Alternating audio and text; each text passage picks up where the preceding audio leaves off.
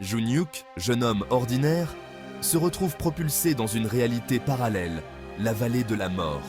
Un monde où les lois de la nature sont différentes, où chaque jour est une lutte pour la survie. Imaginez un champ de bataille impitoyable, où deux dimensions s'affrontent. Des créatures fantastiques, des guerriers venus d'autres mondes, tous se battent pour leur survie et leur honneur. Il y passera 10 ans, une décennie de combat et de survie. Chaque jour, il doit se battre pour sa vie, apprendre à manier des armes qu'il n'avait jamais vues auparavant et s'adapter à des conditions extrêmes. 10 années qui ne seront, pour notre monde, que quelques minutes. Le temps s'écoule différemment dans la vallée de la mort, et ce qui semble être une éternité pour Junyuk n'est qu'un instant pour nous. Le retour de Junyuk est aussi soudain que son départ. Un instant, il est en plein combat, et l'instant d'après, il se retrouve dans sa chambre, comme si rien ne s'était passé. Qu'est-ce qui se passe? Comment suis-je revenu ici? Il se retrouve dans son lit, comme si tout n'avait été qu'un rêve étrange. Mais les souvenirs sont trop vifs, trop réels, pour être simplement des rêves. Mais il n'a pas rêvé. Chaque cicatrice, chaque douleur est une preuve de ce qu'il a vécu. La vallée de la mort l'a marqué à jamais, physiquement et mentalement. Les cicatrices sur son corps racontent l'histoire de ses batailles, et les souvenirs hantent son esprit. Le retour à la réalité est brutal. Il doit réapprendre à vivre dans un monde qui n'a pas changé, alors que lui est profondément transformé. Junyuk est de retour dans sa chambre, inchangé. Chaque objet, chaque détail est exactement comme il l'a laissé, mais il se sent étranger dans ce lieu familier. Le temps semble s'être arrêté pour tous, sauf pour lui. Les minutes qu'il a passées dans la vallée de la mort se sont étirées en années de souffrance et de lutte. La vallée de la mort, l'enfer qu'il a vécu, tout cela semble irréel. Pourtant, les souvenirs sont vivants et les cauchemars le poursuivent. Pourtant, son corps porte les stigmates de ses combats, souvenirs indélébiles d'une réalité alternative. Chaque cicatrice est un rappel de la douleur et du courage qu'il a dû trouver en lui-même. Il n'est plus le même. Junyuk a changé, il est plus fort, plus résilient, mais aussi plus marqué par les horreurs qu'il a vécues. Son retour est le début d'un nouveau chapitre, où il doit trouver sa place dans un monde qui n'a pas changé, alors que lui est devenu un autre homme. Junyuk se réveille en sursaut. Son cœur bat la chamade, et il sent la sueur froide couler le long de son dos. Il regarde autour de lui, ses yeux s'habituant lentement à l'obscurité. Sa chambre, son univers familier, lui semble étrangement étranger.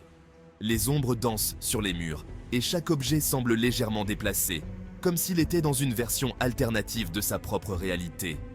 Il est de retour, mais quelque chose a changé. Une atmosphère lourde pèse sur lui, et il ne peut s'empêcher de se demander ce qui a bien pu se passer pendant son sommeil. Une sensation étrange le parcourt, une énergie nouvelle bouillonne en lui. C'est comme si une force inconnue s'était éveillée en lui, une puissance qu'il n'avait jamais ressentie auparavant. Qu'est-ce que c'est? Murmure-t-il, sa voix tremblante d'incrédulité. Il découvre avec stupeur qu'il possède un champ de force, une protection invisible qui l'entoure. Il peut sentir cette barrière, comme une seconde peau, vibrer autour de lui. Donne, malédiction, héritage de la vallée de la mort? Les questions tourbillonnent dans son esprit, chacune plus pressante que la précédente. Il tend la main. Une énergie pulsante irradie de sa paume. La lumière éclaire la pièce, révélant des détails qu'il n'avait jamais remarqués auparavant. L'invisible devient visible. Une barrière protectrice se matérialise autour de lui. Il peut presque entendre le bourdonnement de cette énergie, comme un chant lointain. C'est réel, cette force est sienne. Il sent une vague de puissance le traverser, une certitude nouvelle s'installer en lui. La vallée de la mort l'a transformé, lui conférant des pouvoirs extraordinaires. Il se souvient maintenant de ce lieu mystérieux, de l'étrange rituel auquel il a participé. Le doute s'installe. Comment contrôler ce don? Comment vivre avec? Les réponses ne viendront pas facilement, mais il sait qu'il doit apprendre à maîtriser cette nouvelle réalité. Chaque jour sera un défi, une quête pour comprendre et accepter ce qu'il est devenu. Junyuk, mon chéri, tu es réveillé. Je suis tellement soulagée de te voir enfin ouvrir les yeux. Sa mère, une femme qui a passé des nuits blanches à s'inquiéter pour son fils, est enfin rassurée. Le visage de sa mère Son sourire inquiet lorsqu'elle entre dans la chambre, tout montre l'amour et l'inquiétude qu'elle ressent. Il doit lui parler, la rassurer, lui dire quelque chose pour apaiser ses craintes. Mais comment expliquer l'inexplicable? Comment trouver les mots pour décrire ce qu'il a vécu? Comment lui dire qu'il a passé 10 ans dans un autre monde? Un monde si différent de celui-ci? Il choisit le mensonge. Un mensonge par omission, pour la protéger de la vérité. Oui, maman, juste un cauchemar. C'est tout. Rien de plus, ne t'inquiète pas. L'étreinte est réconfortante, familière. Un rappel de tout ce qu'il a perdu et retrouvé. L'odeur de sa mère, le son de sa voix. Tout lui rappelle son humanité, son passé et ce qu'il doit protéger. La culpabilité le ronge. Le mensonge est un fardeau qu'il porte seul. Mais il ne peut pas lui révéler la vérité, pas encore. Il doit d'abord comprendre ce qui lui est arrivé. Il doit d'abord comprendre ce qui lui arrive, trouver des réponses à ses questions avant de pouvoir tout lui dire. La vallée de la mort le hante. Les souvenirs des combats, la peur, la camaraderie, tout ressurgit. Il se souvient des paroles d'Artlan, son mentor dans cet enfer. Entraîne-toi, prépare-toi au prochain combat, car la vallée de la mort n'est pas un adieu, Jun-Hyuk. C'est un au revoir. Il le sait, il y retournera. L'entraînement devient son obsession. Il s'exerce sans relâche, perfectionne ses compétences de combat, apprend à maîtriser son champ de force. La peur est toujours présente, mais elle est maintenant accompagnée d'une détermination farouche. Il ne sera plus une victime. Il est prêt à affronter son destin. On frappe à sa porte. 2 hommes en costume se présentent, agents de la WANCS, une organisation secrète qui surveille les activités liées à la vallée de la mort. Ils connaissent Candy, son secret. Ils savent qu'il est un survivant. Nous savons ce que vous avez traversé, Jun-Hyuk. Nous vous proposons un marché.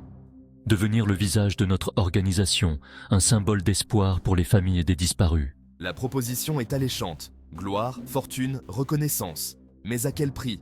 Devenir un symbole, c'est renoncer à sa vie privée, à son anonymat. C'est vivre dans le mensonge, exposer sa famille à un danger inconnu. Jun-Hyuk refuse catégoriquement. Il ne veut pas être un héros, il aspire à une vie normale. La célébrité ne l'intéresse pas, elle ne ramènera pas les morts de la vallée de la mort. Je veux protéger ma famille, les préserver de ce monde de violence. Ma décision est prise, je resterai dans l'ombre. Les agents repartent, déçus mais compréhensifs. Ils lui laissent une carte, une porte ouverte s'il change d'avis. Jun-Hyuk l'arrange, un sentiment de malaise le gagne. Il est libre, pour l'instant. Mais la WANCS sait qui il est, où le trouver. Il est surveillé. Les jours passent, rythmés par l'entraînement et le quotidien. Jun-Hyuk s'accroche à sa routine, une tentative désespérée de retrouver une vie normale. Je dois être un bon fils, un bon ami. Mais la vallée de la mort n'est jamais loin. Une ombre menaçante qui plane sur mon existence. Chaque jour, il repousse ses limites physiques et mentales. Il étudie les arts martiaux, apprend à maîtriser son champ de force avec une précision croissante. La peur se mue en résolution, la fatigue en endurance. Il est prêt à affronter l'inconnu, à protéger ceux qu'il aime. Un appel téléphonique vient briser sa routine. La société ST Capsule le contacte. Il avait postulé, par simple curiosité, à un programme de recherche révolutionnaire. À sa grande surprise, il est retenu pour une entrevue. C'est une opportunité inespérée. Une chance de donner un sens à mon existence. L'espoir renaît, fragile, mais tenace. La capsule ST, s'il est sélectionné, pourrait changer sa vie, lui offrir un avenir meilleur. Mais il ne se fait pas d'illusions. Il sait que la route sera longue et difficile. L'entrevue est un succès.